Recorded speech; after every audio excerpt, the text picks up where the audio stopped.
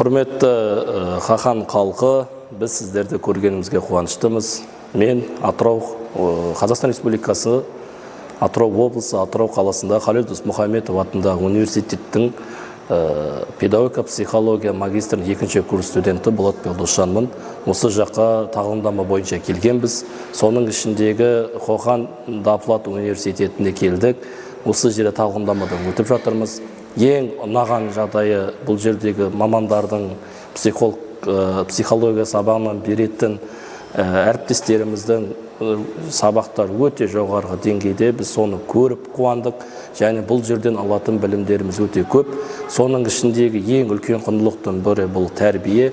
Өздеріңіз білесіздер, кез келген жердің білімін дамытқан кезде оған беретін ең үлкен күш ол білім, және ол тәрбие. Ол тәрбие болмаған жағдайда білімнің ешқашан дамымайтындығы сөзсіз. Сондықтан да ең бірінші тәртіп пен тәрбие өте жоғары деңгейде қалыптасқан университет болып көрінді.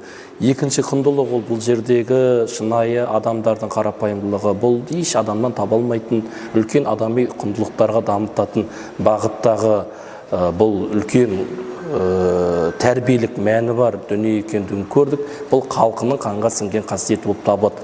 Менің де қорғап жатырған тақырыптарының бірі ішіндегі soft skills.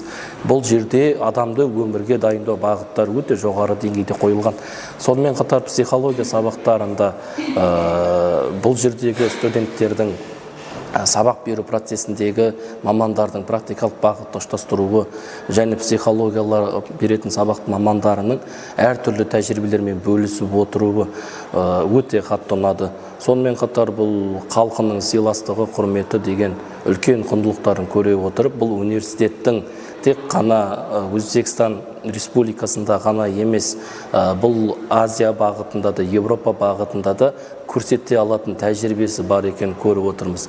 Сонымен қатар бізде осы Қоқан Даплат университетін өзіміздің облысымызға да, Қазақстанға да қоян-қолтық жұмыс жасауға, бірлесіп жұмыс жасауға біз шақырамыз.